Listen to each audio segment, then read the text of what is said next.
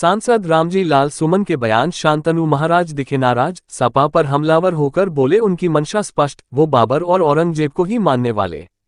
सपा के राज्यसभा सांसद रामजी लाल सुमन के विवादित बयान पर प्रख्यात कथावाचक शांतनु महाराज ने न सिर्फ सांसद बल्कि समाजवादी पार्टी पर करारा प्रहार किया है। उन्होंने मीडिया से बात करते हुए कहा, जिस दल से वो राज्यसभा में पहुंचे हैं उनकी मंशा स्पष्ट है, वो बाबर और औरंगजेब को ही मानने वाले लोग हैं। शांतनु महाराज भारतीय नववर्ष की पूर्व संध्या पर शनिवार को नगर के टेरी बाजार में कवि सम्मेलन में पहुंचे थे। शांतनु महाराज ने आगे कहा, राणा सांगा पर विवाद मूर्खतापूर्ण है। किसी सांसद व जनप्रतिनिधि द्वारा इस प्रकार की शब्दावली का प्रयोग ये भारत की अस्मिता पर प्रश्न चिन्ह है। भारत के महापुरुषों की ये जो परंपरा रही है उसको समाप्त करने का षड्यंत्र किया जा रहा है। भारत को तोड़ने का षड्यंत्र किया जा रहा है। उन्होंने करणी सेना का बिना नाम लिए उनकी पीठ थपथपाने के अंदाज में कहा, जिन लोगों ने उनको जिस भाषा में जवाब दिया है मैं उनका समर्थन करता हूं और भविष्य में ऐसा कोई कुकृत्य न कर सके इसके लिए मैं चेतावनी देता हूं। यदि ऐसे शब्दों का प्रयोग दोबारा कोई करेगा तो उससे ज्यादा भर्त्सना कड़े शब्दों में और किसी भी सीमा पर जाकर के उसका प्रतिशोध किया जाएगा। वे यही नहीं रुके, आगे मसूद सालार गाजी और राणा सांगा की तुलना के सवाल के जवाब में बोले, कोई तुलना ही नहीं है सूर्य और कीचड़। सूर्य और जुगनू, राणा सांगा इस दुनिया के विधि विधान सूर्य हैं और ये जो लुटेरे हैं वो लुटेरे ही रहेंगे। उन्होंने कहा, पूरी दुनिया के इतिहास में सबसे ज्यादा मंदिर तोड़ने वाला और सबसे ज्यादा परंपराओं को नष्ट करने वाला अगर कोई हुआ है दुर्दांत व्यक्ति, उसका नाम है औरंगजेब, जिसको दुरुस्त करने का काम छत्रपति शिवाजी महाराज ने किया था। शाश्वत मांग है, सनातन का अंत ही है जिसका कोई आदि और अंत न हो।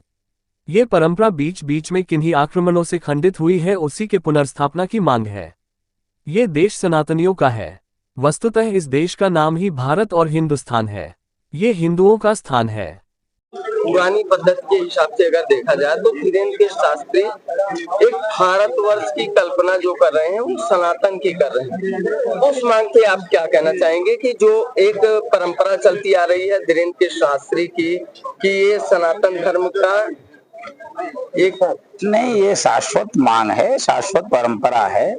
सनातन का अर्थ ही है जिसका कोई आदि और अंत न हो। तो ये परंपरा बीच बीच में किन्हीं कारणों से, आक्रमणों से आदि से कुछ खंडित हुई है, उसी के पुनर्स्थापना की मांग है।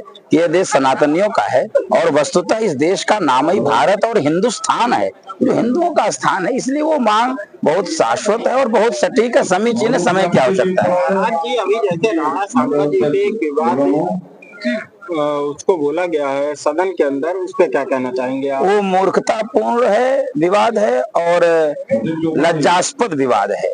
किसी माननीय सांसद अथवा किसी जनप्रतिनिधि के द्वारा इस प्रकार का शब्दावली का प्रयोग ये भारत की अस्मिता पर प्रश्न चिन्ह है। भारत की एकात्मता, अखंडता और भारत के महापुरुषों की जो यह परंपरा रही है उसको समाप्त करने का एक षड्यंत्र किया जा रहा, भारत को तोड़ने का षड्यंत्र।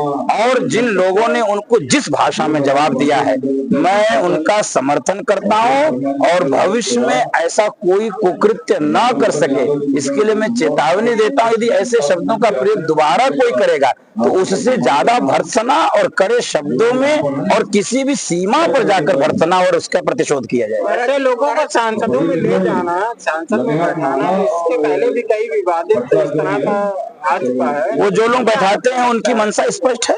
जिस दल का वो प्रतिनिधित्व कर रहे हैं, जिस दल से वो राज्यसभा में पहुंचे उनकी मंशा स्पष्ट है। वो बाबर और औरंगजेब को ही मानने वाले लोग हैं, उनके ही उसकी स्थापना करने वाले लोग, इसलिए ऐसे लोग वहां सदन में पहुंचे। महाराज गाजी और राणा सांगा क्या कहना चाहिए? कोई तुलना ही नहीं है ना।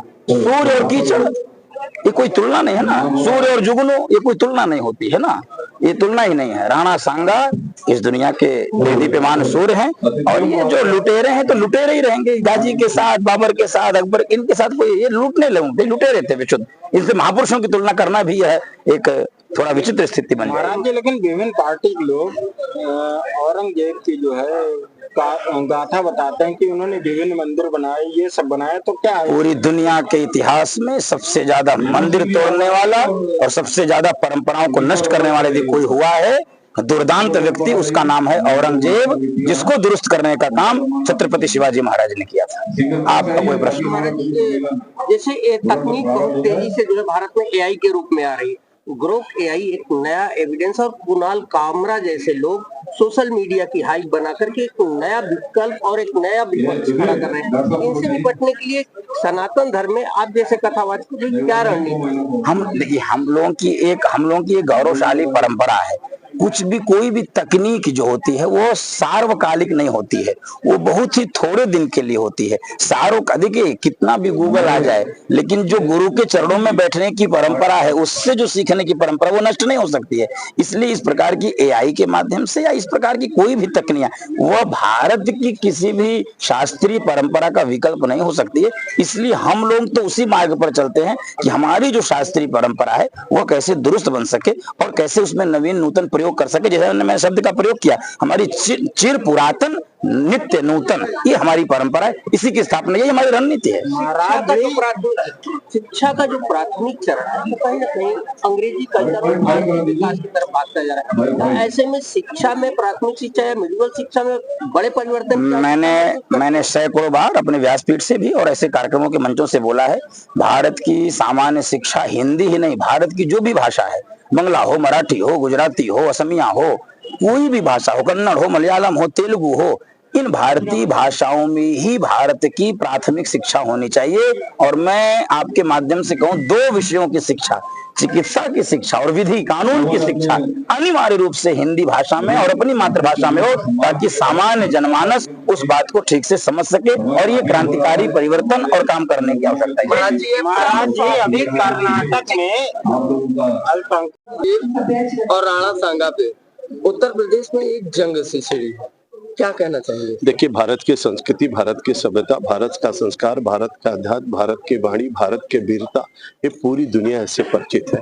और मैं मानता हूं कि कल से हमारा विक्रम संवत 2082 शुरू हो रहा है, जिसमें आज कुशभवनपुर में एक अद्भुत कार्यक्रम का आयोजन किया गया, जिसमें हम सब लोग आए हैं।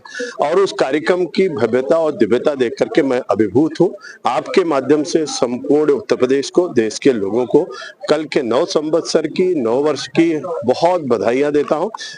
भारत हमारा नंबर 1 का देश दुनिया के अंदर बने, उत्तर प्रदेश भारत में नंबर 1 का प्रदेश बने और सबके जीवन में खुशहाली आए। कल से नवरात्रि है, नवरात्रि की भी ढेर सारी शुभकामनाएं आपके माध्यम से मैं देता हूं। साहित्य और सनातन पूरी तरीके से जंग के हालात हैं, कहीं ना कहीं वहाँ आतंकवादी गतिविधि और इसका भारत पर कोई फर्क पड़ने जा रहा है क्या? देखिए, भारत पूरी तरीके से मजबूती के साथ खड़ा है। मोदी जी के नेतृत्व में आर्थिक दृष्टि से, राजनीतिक दृष्टि से, सामाजिक दृष्टि से, सैन्य दृष्टि से आज भारत दुनिया के अंदर बहुत मजबूती के साथ खड़ा है। इसलिए भारत को कहीं से कोई दिक्कत नहीं है। सर, साहित्य और सनातन एक पद्धति पे चलते आ रहे हैं। आज महाराज शांतनु महाराज भी आपके साथ हैं, इन्होंने भी एक स्टेटमेंट दिया है कि कहीं ना कहीं साहित्य अपने पद्धति पे आएगा, क्या कहना? नहीं, साहित्य और सनातन, विरासत और विकास, संस्कृति और संस्कार, ये सब हमारे आभूषण हैं और इनके माध्यम से ही भारत प्रगति करता रहेगा और दुनिया का नंबर 1 का देश बनेगा।